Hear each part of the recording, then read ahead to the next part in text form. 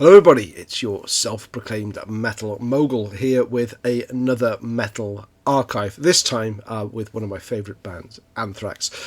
If you missed the first metal archive with Judas Priest, I'll just quickly recap what we're doing here. So, the Earth, as you all know, is going to be destroyed by a huge meteor coming to Earth, and the world leaders are currently going through the process of evacuating the whole of humanity onto big spaceships to send them off to another galaxy, which is going to take many millennia to get there. So future generations of the human race will be able to live their lives on a new planet.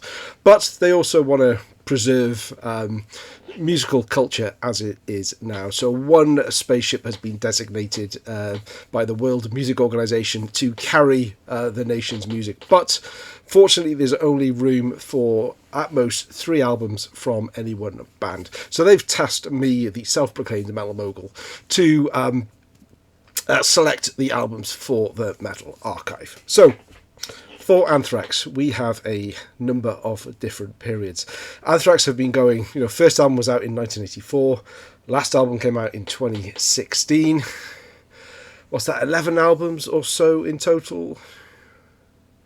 Yeah, I think 11 studio albums in total, and I need to distill that collection down into just 3 albums. That's going to represent their musical journey and the type of band that they were to future generations. So this is not me picking my top 3 favourite albums. It's not for me to dictate, it's for me to choose, very subjectively of course, which albums would best represent them and allow people to hear what they were like as a band going forward. So different eras of Anthrax, so this makes it hard to choose. There was obviously the Neil Turbin first album, then a spate of 4 pretty decent albums in the 80s. So Spread the Disease, Among the Living, State of Euphoria, and Persistence of Time, albeit that was 1990 by the time that came out.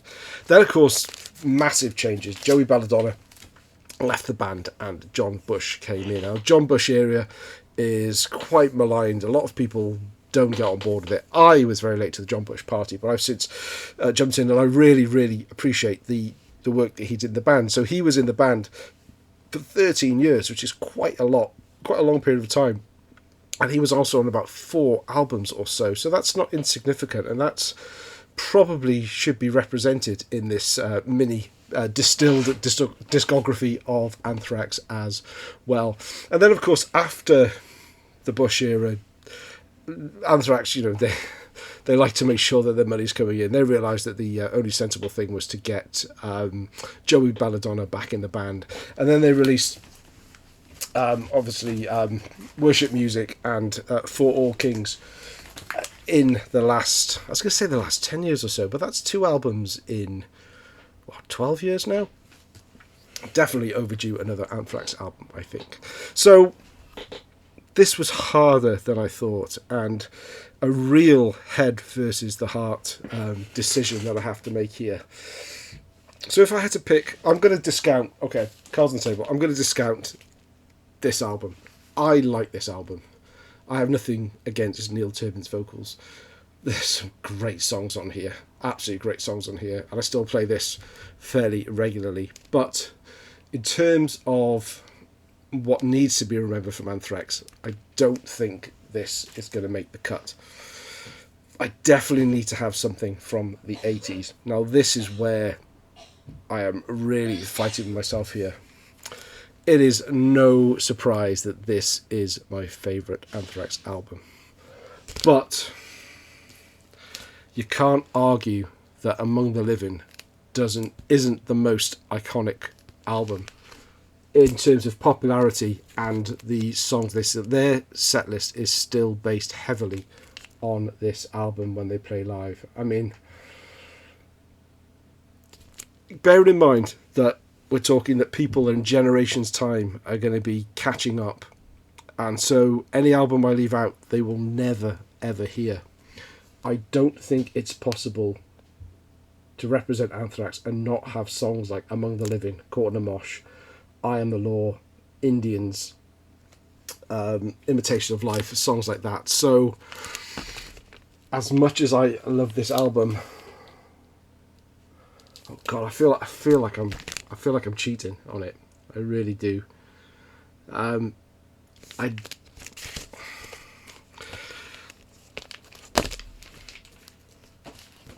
going to put in Among the Living. Among the Living gets a slot to represent 80s Anthrax. It has to be done. I cannot leave those iconic songs out because they define Anthrax. When people talk about Anthrax, those songs are the ones, and this album is the one that comes to mind. So, Among the Living gets the first place. Now, as I mentioned, John Bush was in the band for 13 years, 4 albums. That's nearly, not quite half, but that's well on the way to being half the albums Anthrax did. And it was an important era for the band. Yeah, it was transitional, but they still put out some good songs. And I feel that I have to put a John Bush album in this 3 to represent that big transition that Anthrax had in their career. I don't have this on a single disc version, but can you guess which of these I'm going to put in? So this is a double CD version of Sound of White Noise and Stomp 442. But the album that I am going to include in the second spot is Sound of White Noise by Anthrax, of course. This album is so strong. I listened to this the other day with trying to be really objective about it, and every song is fantastic. Honestly, all the way. So one of the big singles they had on this was Black Lodge, and but before Black Lodge, you've got Pottersfield, Only, Room for One More, Package Rebellion, My Proglow, Invisible, 1,000 Points of Hate. That is 7 songs back to back that are absolutely fantastic. I think Black Lodge is the weakest song on this album. And then after that, you've got Sodium, Pentanol, Burst, and This Is Not an Exit.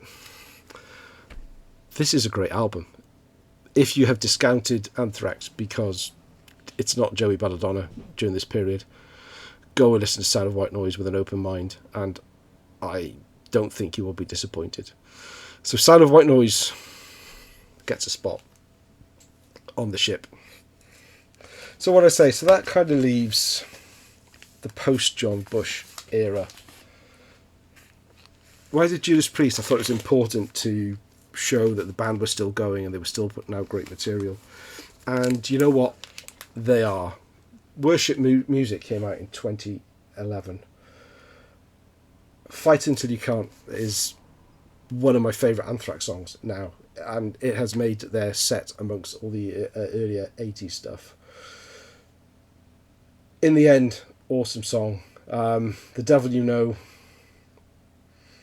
Worship, Revolution Screams. This is a solid album. This was I really wasn't listening to a lot of metal when this came out. It was a year or two later that I really started. I actually revisited some of the bands that I wondered what are they still doing going, and I heard this and I was really, really impressed.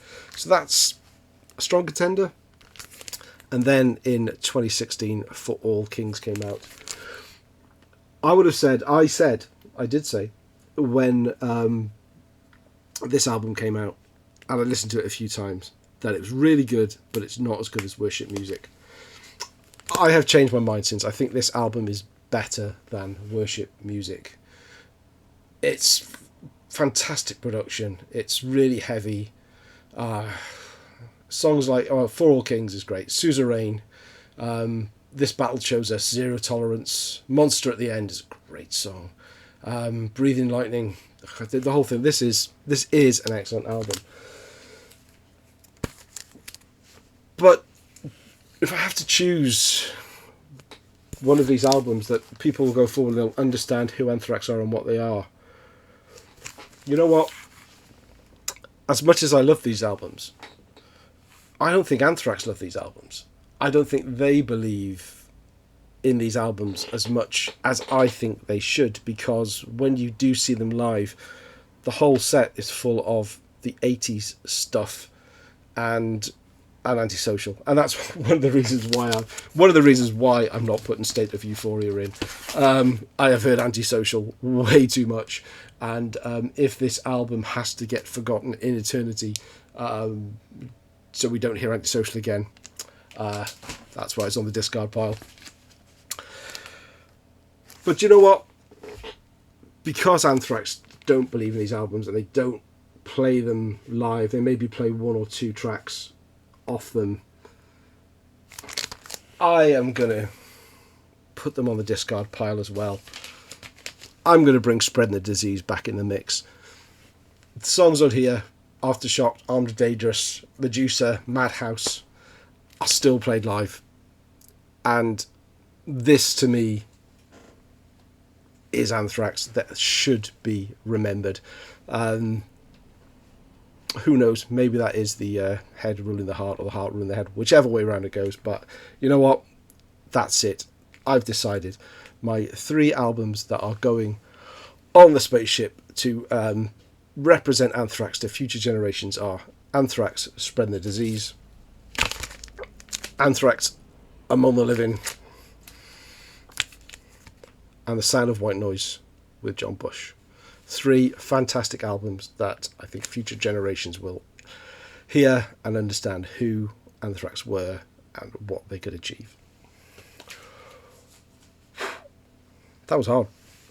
So what are your 3 Anthrax albums that you would save for history? Not your favourite 3, but the 3 you think best represent the band and their sound and their music history. Let me know in the comments. Thanks for watching. I'll see you again soon.